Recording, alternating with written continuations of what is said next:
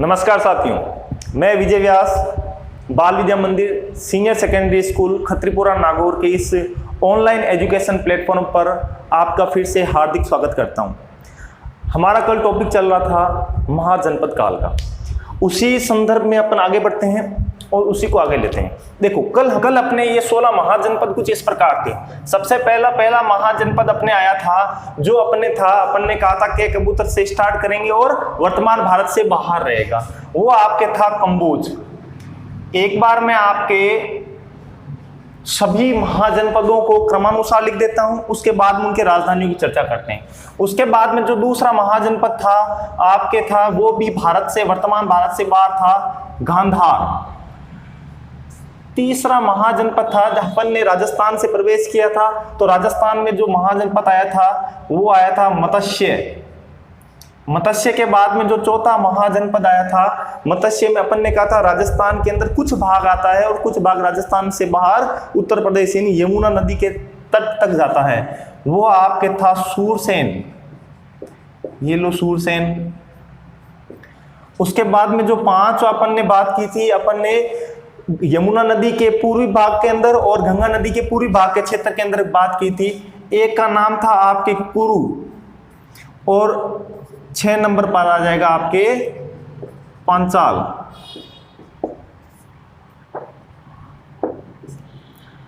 कुरु और पांचाल के बाद में अपन हिमालय की तराइयों, नेपाल के क्षेत्र और बीच में जो मैदानी भाग है वहां चले गए थे।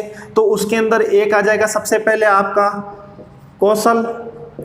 कौशल के बाद में 8 नंबर पर आपके मल, 9 नंबर वजी, 10 नंबर पर अपन ने कहा था वजी से, ये तो नेपाल की तराइयों के अंदर हो गए। अब इससे नीचे आ जाते हैं तो अपने को मिलेगा मगध।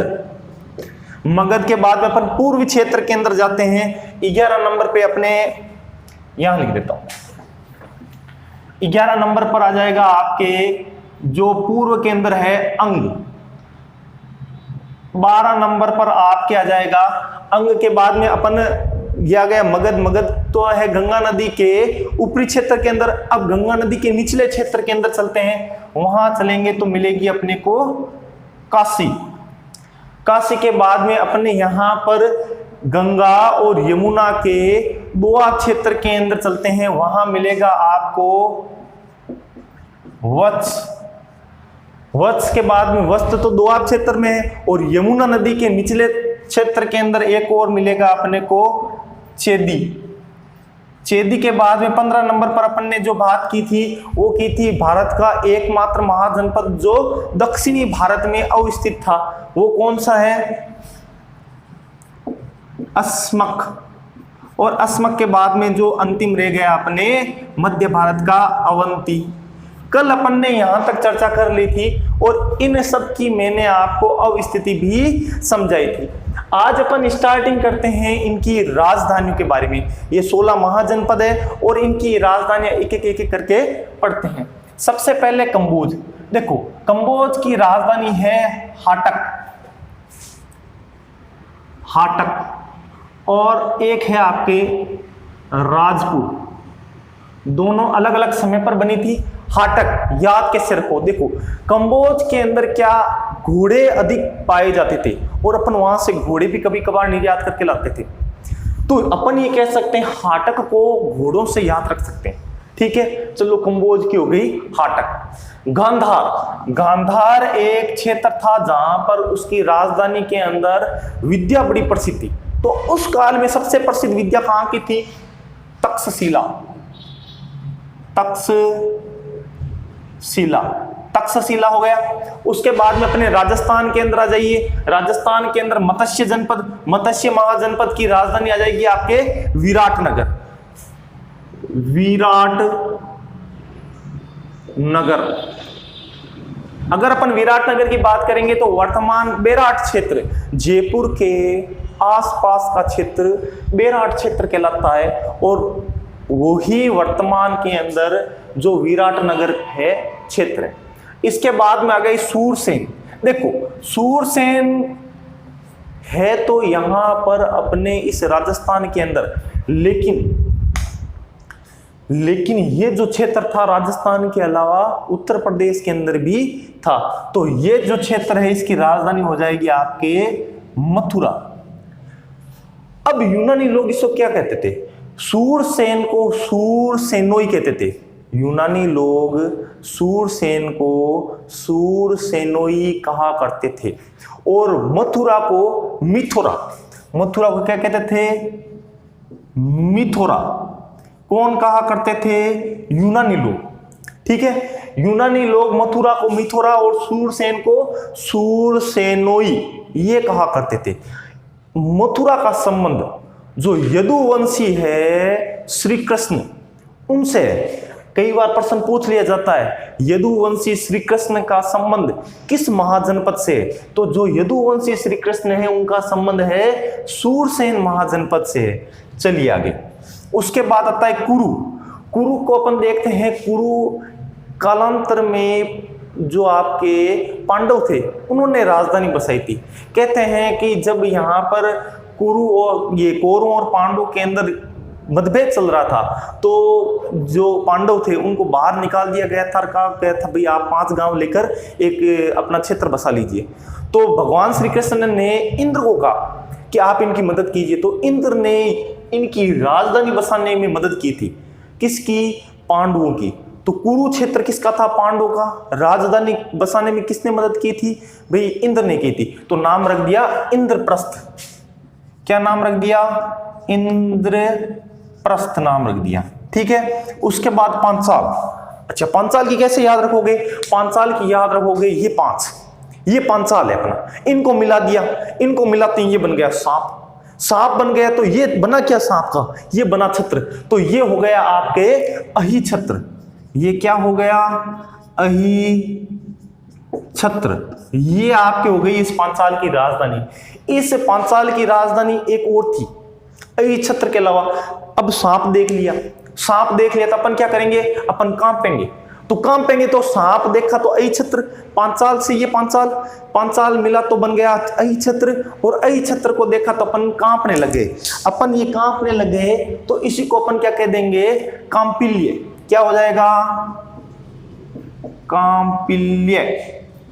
चलो ठीक है। उसके बाद में कौशल। देखो कौशल का थोड़ा सा अलग है। कौशल की अपन ने आज तक देखा था और कल भी अपन ने बात की थी। ये किसकी नगरी? कौशल नरेश किसे कहते हैं? भगवान श्री राम को कहते हैं। ठीक है। तो भगवान श्री राम का संबंध कहां से? तो अयोध्या। तो पहली तो राजधानी कौन सी हो गई? अयोध्या। पहली राजधानी कौन सी हो गई आपके? अयोध्या। लेकिन बुद्ध काल के अंदर इसमें परिवर्तन आ गया। जो महात्मा बुद्ध का काल आया था तो बुद्ध काल के अंदर इसमें क्या आ गया? बुद्ध काल में इसमें परिवर्तन आ गया। क्या परिवर्तन आ गया? बुद्ध काल में इसमें यह परिवर्तन आया कि इसके 2 क्षेत्र बना दिए गए। एक तो बना दिया गया उत्तरी कौशल, एक बना दिया गया दक्षिणी कौशल। तो उत्तरी कौशल की राजधानी आपके बनाएगी साकेत। उत्तरी कौशल की राजधानी क्या बनाई गई? साकेत। और दक्षिणी कौशल की राजधानी बनाई गई श्रावस्ती। दक्षिणी कौशल की राजधानी क्या बनाई गई? श्रावस्ती। ये किस काल में परिवर्तन आया? तो आप ये भी ध्यान रखोगे ये किस काल में परिवर्तन आया था? बुद्ध काल में परिवर्तन आया था। क्या परिवर्तन आया था? बुद्ध काल में 2 परिवर्तन आए थे। एक तो इसके भाग 2 कर दिए गया था। पहला भाग कौन सा था? कि साकेत। साकेत किसकी राजधानी थी? उत्तरी कौशल की राजधानी थी। दक्षिणी कौशल की राजधानी क्या थी? दक्षिणी कौशल की राजधानी थी आपके श्रावस्ती। यहां तक हो गया। आगे चलिए। इसके बाद में आता है मल। मल के अंदर 2 चीजें याद रखनी है। एक तो कुशीनारा, कुशीनारा, और एक थी आपके पावापुरी। कुशीनारा और पावापुरी दोनों ही जैन और बौद्ध धर्म से संबंधित है। दोनों ही किस धर्म से संबंधित है? जैन धर्म से और बौद्ध धर्म से। याद रखने का तरीका देखिए। इसके अंदर क्या आया है? री, ई की मात्रा ये। तो ई की मात्रा से याद करो महावीर स्वामी। ठीक है। और इससे याद क्या करोगे? महात्मा बुद्ध। अब मैं बुद्ध को बुद्धा कर देता हूं, ठीक है, महात्मा बुद्ध को क्या कर देता हूं, महात्मा बुद्धा, अंग्रेजी में हो गया ना लॉर्ड बुद्धा, ठीक है ना, उसी प्रकार महात्मा बुद्धा। तो पावापुरी के अंदर क्या हुआ है, महावीर स्वामी को निर्माण प्राप्त हुआ है, और कुशीनारा में क्या हुआ है, महात्मा बुद्धा को निर्वाण प्राप्त हुआ है, निर्वाण प्राप्त हुआ है। तो याद रह जाएगा, कुशीनारा में महात्मा बुद्ध को निर्वाण प्राप्त हुआ है, पावापुरी में महावीर स्वामी को निर्वाण प्राप्त हुआ है। दोनों किसकी राजधानी थी, दोनों मल्ल की राजधानी थी। मल्ल महाजनपद था, उसकी राजधानी थी, भाग अलग अलग हो गए थे। फिर ये कुशीनारा भी मल्ल का क्षेत्र था, पावापुरी भी मल्ल का क्षेत्र था, और दोनों में इस प्रकार यहाँ पर दो जो अपन ये कह सकते हैं बौद्ध धर्म और जैन धर्म के प्रमुख है, इनको निर्वाण प्राप्त हुआ है। तो ये तो आपको याद रखने का तरीका हो गया। आगे चलिए, यहाँ पावापुरी के बाद में अब अपन आगे चलते हैं वज्जी। वज्जी के अंदर देखो, वज्जी यहाँ पर वज्जी की भी दो राजधानियां थी। वज्जी की एक राजधानी थी विदेह और एक थी मिथिला। आपने रामायण के अंदर भी पढ़ा होगा मिथिला नरेश के बारे में, और मिथिला नरेश की पुत्री सीता का विवाह किसके साथ हुआ था, कौशल नरेश भगवान श्री राम के साथ। तो सीता का संबंध किससे था, वज्जी से, ठीक है, और यहां पर भगवान श्री राम का संबंध किससे था, कौशल से, ठीक है। आगे चलो, मगध। यहां बहुत बड़ी कंफ्यूजन होती है, बहुत सारी गलतियां करते हैं। देखो क्या है, अपने को पूछा जाता है महाजनपद काल में मगध की राजधानी क्या है, और मगध की राजधानी हमारे दिमाग में एक फिट बैठा हुआ है पाटलिपुत्र। हाँ, पाटलिपुत्र कह देते हैं अपन, लेकिन पाटलिपुत्र महाजनपद काल के अंदर पाटलिपुत्र नहीं थी। महाजनपद काल के अंदर इसकी राजधानी थी राजगृह। राजगृह है वो राजधानी थी आपके मगध की। जो पाटलिपुत्र है वो राजधानी बनी थी आपके नंद वंश के समय। उस समय तक अपन, और नंद वंश तो बाद की बात है, इससे पहले अपने को राजधानी की पूछेंगे अगर महाजनपद काल का, तो अपने को क्या बताना है, राजगृह। अगली आती है अपने अंग। अंग की अपन याद रख लो चंपा, ठीक है। काशी, काशी क्या आपके हो जाएगी वाराणसी, वाराणसी।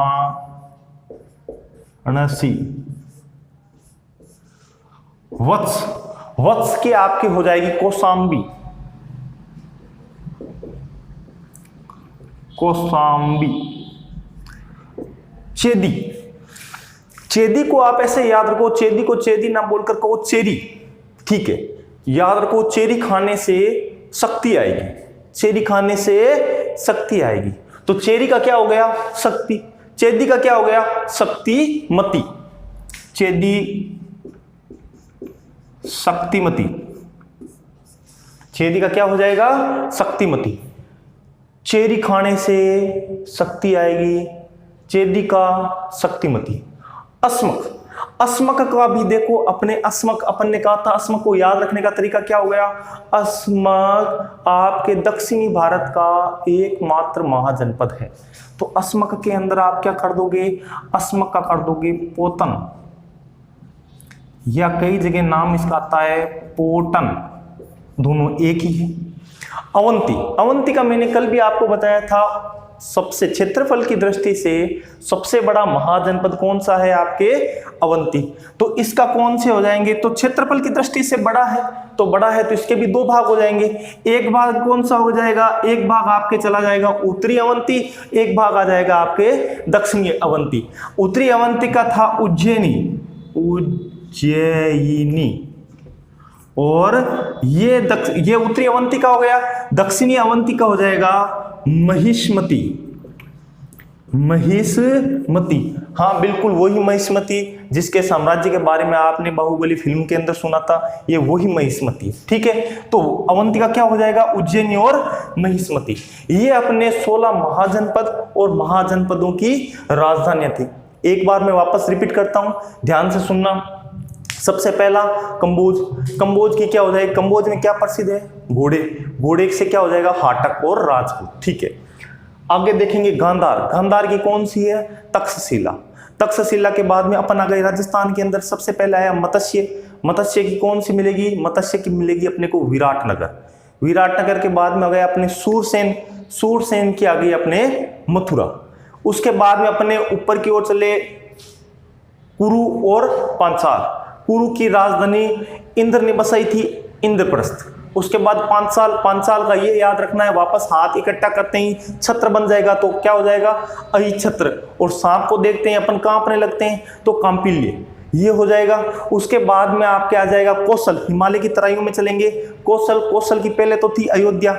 उसके बाद में बुद्ध काल में क्या हुआ? एक परिवर्तन आया जिसके अंदर उत्तरी कौशल की अलग बना दी गई साकेत, और दक्षिणी कौशल की बना दी गई आपके श्रावस्ती। उसके बाद में आएगा आपके मल, मल की कौन सी बन गई? कुशीनारा और पावापुरी। मल की आ जाएगी कुशीनारा और पावापुरी। कुशीनारा के अंदर आ की मात्रा आ रही है तो आ बुद्धा, वहां पर भी आ की मात्रा, यहां लिख देता हूं। चलो ये कुशीनारा से याद कर लेना बुद्धा, और पावापुरी से याद कर लेना स्वामी। दोनों का निर्माण प्राप्त हुआ था। यहां देखो आ की मात्रा है, यहां भी आ की मात्रा है, यहाँ ई की मात्रा, यहाँ भी ई की मात्रा। तो कुशीनारा बुद्धा, पावापुरी महावीर स्वामी। ठीक है, दोनों किसकी राजधानी थी? मल की राजधानी थी। उसके बाद में आ जाएगा आपके वजी, वजी की आ जाएगी विदय और मिथिला, ये सीता के लिए था। मगध, मगध की अपने को पाटलिपुत्र नहीं कहनी है, मगध की कहनी है राजगृह। उसके बाद में आ जाएगा आपके अंग, अंग की आ जाएगी आपके चंपा। काशी की वर्तमान में वाराणसी। वत्स की कौशाम्बी। चेदी, चेदी को अपन ने क्या कहा था? चेरी, याद करो। चेरी की क्या हो गई? शक्तिमती। चेरी खाने से शक्ति आती है, चेदी की शक्तिमती। अस्मक, दक्षिणी भारत का एकमात्र महाजनपद, राजधानी हो गई पोतन। अवंती, अवंती सब क्षेत्रफल की दृष्टि में सबसे बड़ा हो गया, दो भाग बांट दिए। एक तो हो गए उत्तरी अवंती की उज्जैनी और दक्षिणी अवंती की महिष्मती। ये आपके 16 महाजनपद है। एक बार स्क्रीनशॉट ले लो। चलो अब अपन आगे देखते हैं। अब यहां पर इसी श्रृंखला में अगर अपन आगे बात करते हैं तो इसके अंदर दो चीजें आती हैं। सबसे पहली चीज आती है, ये जो 16 महाजनपद थे क्या गणतंत्र थे या राजतंत्र थे? तो अपने को यहां देखना है, ये गणतंत्र भी थे और इनमें से राजतंत्र भी थे। गणतंत्र कौन कौन से थे? केवल 2 क्षेत्र। अगर मैं महाजनपदों के बारे में कहूं, मैं यहां पर शब्द का ध्यान देना, मैं केवल महाजनपद बोल रहा हूं। जनपद भी थे उस काल के अंदर, उनमें बहुत सारे क्षेत्र आपको मिलेंगे जो गणतंत्र थे। लेकिन अगर मैं महाजनपदों की बोलूं तो ये 2 ही क्षेत्र क्या थे? गणतंत्रात्मक थे। गणतंत्रात्मक कौन कौन से थे? एक तो थे मल और एक थे आपके वजी। मल और वजी गणतंत्रात्मक शासन थे और बाकी के सारे 14 के 14 के अंदर कौन सा था? राजतंत्रात्मक शासन था। राजतंत्रात्मक शासन होते हुए भी यहाँ पर राजा के ऊपर एक अंकुश होता था, यानी राजा निरंकुश नहीं था, वहां पर राजा के ऊपर अंकुश था। और ये दोनों तो गणतंत्रात्मक भी थे। तो अपन ये कह सकते हैं जो वर्तमान भारत की गणतंत्रात्मक प्रणाली चल रही है वो कहीं न कहीं इन्हीं क्षेत्रों से ले रखी है। आगे देखते हैं। इसके अलावा अपने को यहां पर देखना है अपन राजस्थान के अंदर, राजस्थान की बात करते हैं तो राजस्थान में कौन कौन से जनपद और महाजनपद थे, चलो देखते हैं। अपने राजस्थान के अंदर अपन ने महाजनपदों की बात की थी जब अपने 2 का बताया था मैंने, सूरसेन था और एक पूर्ण रूप से था जो आपके मत्स्य था। लेकिन मैंने आपको कहा था किताब के अलावा भी कई जगह पर आया गया है कि कुछ भाग था वो कुरुक्षेत्र का भी अपने राजस्थान के अंदर आता था। लेकिन अपनी 10वीं की किताब के अंदर कहीं भी इसका जिक्र नहीं है, तो अपन इसका जिक्र आगे करेंगे भी नहीं। जितना अपनी 10वीं किताब में आया है एक बार उतना ही देखते हैं। तो सबसे पहले आता है राजस्थान के महाजनपद। तो अपन ने इन महाजनपदों की 16 महाजनपदों की चर्चा की थी, उसमें से 2 महाजनपद ले लूं। सबसे पहले पूर्ण रूप से कौन सा आ रखा है? मत्स्य। दूसरा कौन सा आ रखा है? सूरसेन। ठीक है, ये दोनों आ गए। राजधानी भी लिख लेते हैं, चलो विराटनगर, और सूरसेन के लिख देते हैं मथुरा। इसको यूनानी लोग मिथुरा भी बोलते थे। चलो अब एक और जिक्र करते हैं राजस्थान के जनपद। देखो महाजनपद और जनपद अलग थे, आकार के अंदर बड़े थे, ये आकार के अंदर छोटे थे। राजस्थान के जनपदों की चर्चा करेंगे तो अपने दो ही की करेंगे, एक अपने आएगा जांगल और दूसरा आएगा आपके सीवी। जांगल और सीवी दो की ही चर्चा करेंगे। जांगल प्रदेश, जांगल प्रदेश की राजधानी अहिछत्रपुर। हाँ, ये अहिछत्रपुर अपना नागौर है, ये अहिछत्रपुर अपना नागौर है। जांगल प्रदेश की राजधानी थी, जांगल जनपद था, उसकी राजधानी कौन सी थी? अहिछत्रपुर। अहिछत्रपुर वर्तमान का नागौर क्षेत्र। सीवी शिवपुर, ठीक है, ये इसकी राजधानी थी। तो आज के लिए इतना ही। अपन अगले वीडियो के अंदर राजस्थान के महाजनपद और जनपदों की विस्तार से थोड़ी चर्चा करेंगे, क्योंकि ज़्यादातर प्रश्न जो अगर 4 नंबर का प्रश्न बनता है वो इन्हीं से बनता है, राजस्थान के जनपद और महाजनपद का। आज के लिए इतना ही, धन्यवाद।